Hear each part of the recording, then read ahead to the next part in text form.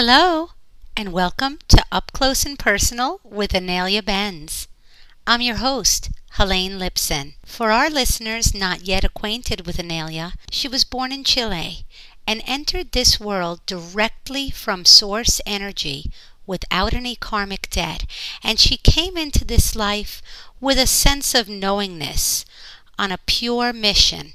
Her soul's purpose is to raise the vibrational level of the planet to a critical point that will allow a transitioning into the new paradigm, the new level of awareness for everything, for the planet and everything in it, every rock, every insect, every person.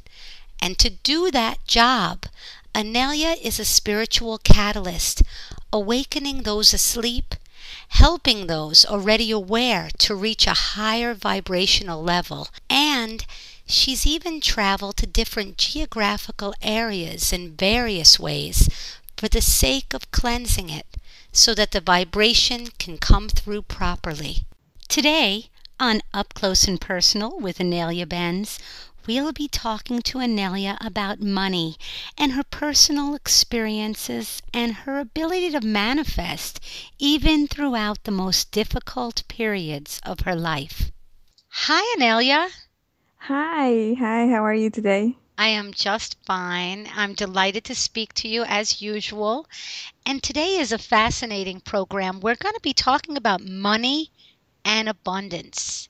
So, Anelia, since this is up close and personal with Anelia Benz, I want to hear a little bit about your ability to manifest and your relationship with money. Yeah, it has been a very interesting trajectory for me with regards to money because I never actually had any problems with it. Even as a young child, as a family, we went through extreme poverty. After the military coup in Chile, we went to live in Argentina with my mother, and she wasn't able to work there. She didn't have a work visa. So we ended up at one point living in the streets, and we didn't have any money to eat.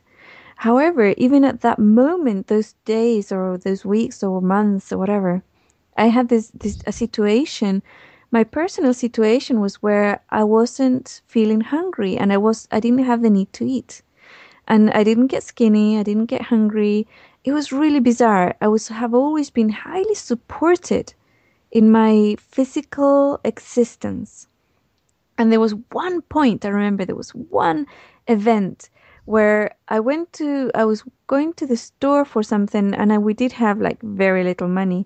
And my mom had an account there, and she said, just go to the store. I think she sent me because she didn't want to go to the store and having to pay, and she didn't have any money. Mm-hmm. And so I went to get something. I think it was eggs or something like that.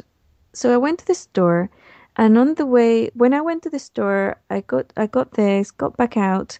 But in the store, she had a display and this most delicious looking cake. It was like a cream cake with strawberries on it and colors and everything, and it looked delicious. And for the first time in days or weeks or whatever, I thought, yummy. Mm. I'd like some of that cake. And I went out to the store, walked half a block, and I found something like $5 on the street. So I grabbed the $5 and I turned around. I knew that was for my cake. I just knew it. I Mm. absolutely 100% knew that was for my cake. So I turned around, I went back to the store, and I bought the cake. And then I went home. I ate it and I went home. I got Mm. home the next day. My mother went to the store or something, or the woman called her and said, "I see that you have money now. Your child is buying cake. Can you come and pay your bill?" So Oh. I got into a lot of trouble for that. But as a pure being of like that childish innocence, I totally knew that that money I had received it because I had desired that cake, right? In a very pure and unselfish way. And then, of course, I got, you're selfish, you ate it all by yourself, and you didn't share the money with us, the family is starving, and you ate, all that stuff. And that's the programming that comes in, right? Yeah. That's all that programming. And that programming has come in every now and then with regards to money. At another point, when I was younger, in fact, I had some money, and I talk about this in the reconnecting with money exercise. There was some money that I was playing with it and put it in my mouth. And my mother just went nuts. She grabbed it and she pulled it out of my mouth and she washed my mouth with soap, trying to disinfect it and saying it was filthy, dirty, and Mm, everything else. You could catch all sorts of diseases with money. You don't want to touch it, and you wash your hands after you touch it. It's filthy, and you do not put it in your mouth, and all these things. And it really went in deep, right? Really went in mm, deep. So interesting. program, yeah, loads of programming. So doing the reconnecting with money exercises on the website is really important because then you identify, you find all those programs, and you heal your relationship with money. There was, other situations throughout my life as well where um, I would always, after that programming, I would always just get what I needed, but never extra, right? So, for example, I when I was in Ireland, I didn't have enough, or we wanted to buy a house and it was really beautiful. I said, you know what? We're going to buy it. We have enough for the deposit. We have enough for 1 month mortgage. So we're just going to buy it and we're going to live in it for 1 month. And that was fine with me. I was quite happy. I just wanted to have it for that month. Anyway, that same month, my husband got a promotion that increased his wage by exactly down to the last penny what we needed extra to pay the mortgage. Right? So it was like Oh, to the last penny, it was just like, whoa, this is crazy stuff. And it has been like that. I needed to go to university. I needed to put my deposit down. I didn't have any money. And my brother needed to sell a car. So he said, look, you sell me the car and I'll give you a commission. I says, great. So I sold him the car. I sold the car for him and he gave me the commission. It was exactly what I needed for that amount. mm, And then, in fact, he said, you did such a great job and you got much more than I expected. So I'm going to give you extra. And that was the exact amount that I needed for that first year. And then I got a scholarship, so I didn't need it. wow. But yeah, it's bizarre. Yeah. You know, you've had a lot of ups and downs, as described in previous interviews. Have there ever been times in your life, Anelia, when your energy was low and you were unable to hold the vision of what you were wanting and manifesting? You know, that is very, very important because one of the things that used to happen, and it wasn't to do with my energy, it was basically when I would allow myself to be convinced that I was wrong, right? So I would never have, at any point, personally, naturally, I would never worry about money. I always knew I was going to be provided for, that the money that I needed would always come, and it always did. However, there were times when other individuals in my life or situations that would happen that the people in my life would say, "Oh my goodness, now you're in trouble. Oh my goodness, now you won't be able to cope because you won't be able to have money. You won't be able to pay rent. You won't be able to do this or that or whatever. Or us, we won't be able to afford. We won't be able to live, whatever." Hmm. And it was during those times that eventually, through days and days of this hammering, I would go into doubt and fear. As soon as I dropped into doubt and fear, everything would stop and I would find myself in trouble. Hmm. But as soon as I would find myself in trouble, I would go, hold on a minute, why am I in trouble? And I would find the fear and process it and immediately move out of it, and everything would go back to normality, which for me would be support. But yeah, one of the programs that actually came in through my upbringing was to only manifest what I needed, never extra, right? So that's really limiting as well. It's ridiculous. And it was through reconnecting again to wealth and that energy, which is an elemental, which is all of ours. The lack is actually an illusion. Lack is a program that has been put into us to enslave us. There Hmm. is no lack. We can actually manifest anything we want, right? And there's some individuals who are so awakened who can actually physically manifest things in their hands. They will think of an apple and it will be there. like physically manifest, materialize in their hand.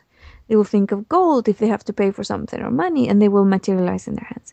And these are recorded individuals, particularly in India, right? We all know about Hmm. these, who can do it, who can actually do it. But we are all able to do this. Not like most of us can't do it, materialize things into our hands. We can't do that yet. But to materialize things and situations, we do it all the time. And when we fall into fear, yes, it's going to be bad business. But when once we process that fear and move into the knowing, it's a knowing. It's not faith. It's not asking for support. It's knowing, knowing that you are your creator. You are your environmental creator. You create your reality. And knowing that, yeah, I'm going to create myself a fabulous, fabulous existence, right? Anelia, I have to tell you, I've benefited greatly from your Spirit of Money video, connecting to the Spirit of Money video. It was an incredible concept to connect with the elemental of money, actually reintroduce yourself to money and welcome it into your life. When did you come up with this meditation? Oh, this was actually quite early in 2010. It might have even been 2009. It was so funny. Oh gosh, this is really exciting because this is exactly how it happened. I was still wondering about this program that I had, that I was only receiving what I needed and never never having any extra, right? And it was fine, it's perfectly fine. But if you have extra, then you have more ability to do extra stuff, right? Hmm. With regards to the planet, with regards to my personal work, I would have extra to be able to travel and visit people that I'm collaborating with and doing energy work around the planet. And I wouldn't be able to if I didn't have that extra. So for me, what happened was I was out visiting someone, and the lights went out on the house. The lights just on one part of the house, the one of the fuses or whatever, and we were in a guest house, and the owners were asleep. So I thought, what I can do is I can tap into the elemental of electricity in the house and ask her, where is the fuse box? So I did that. I went up to one of the light switches, and I put my hands on it, and I tapped into the electricity system. And I was really happy to contact with somebody, and it was chatting away and showing me how it's connected to everything in the house and can go out and can do all sorts of things. You can talk to everybody's houses and all around the planet. And I thought, wow, this is just Oh, marvelous. what a concept! I know, it was just little chatterbox really, really ready to communicate and saying, yeah, and if you want to say anything to the collective, just talk to me and I'll go and tell everybody. And it's like, oh my goodness, this is awesome. And anyway, so I said, well, where's your fuse box? And I said, yeah. And he says, yeah, I know about that. That was because that person needed to be in the quiet space of darkness. So we kind of blew a fuse there. And here's where the fuse box is. So I just followed the instructions because, like, elementals don't actually speak with words. It's my interpretation of what the communication was coming from, is all pictures and experience, right? So I followed it and I found the fuse box, and the fuse obviously was off, right? So I put it back on and the lights came back on and everything. And then it was that moment when it was like it's all energy and all these elementals. And I thought to myself, I wonder what other elementals there are that are connected, and they're being used and also are part of the human creation, right? What elementals are we using? Because this is an elemental we're actually using. Electricity is an elemental and we're using it. And it loves being used because it's part of its existence. It can exist all over the planet now. And I started searching and looking, and wow, I found money. And I thought, whoa, you're an elemental? And he said, absolutely, I am, So Wow. I totally reconnected back to it. Yeah, it was one of them. Water's another one, yeah, Water, and okay. yeah, earth, metals. Oh gosh, if you have any sort of like one of these discovery people love to discover new things, just do it yourself. You'll be so amazed and surprised about all the elementals that we have that we're using and we're working with, collaborating with. That was absolutely fascinating. What's so amazing about our show, Anelia, is that you're very, very real. And you let our listeners know and encourage our listeners to do the same things you do. You're just basically letting people know how to look deeper within. You're letting them know that anybody can grab on to any of these modalities. That's beautiful, beautiful. I thank you so much. Oh, you're welcome, Helene. Thank you so much for hosting these shows. They're absolutely wonderful. Thank you, Anelia. And so, in bringing this to a close, we ask our listeners to join us next week when we talk about mysticism and the occult. This is Helene Lipson, your host. Until we meet again, we wish you all love, light, and blessings. Have a beautiful day. Namaste.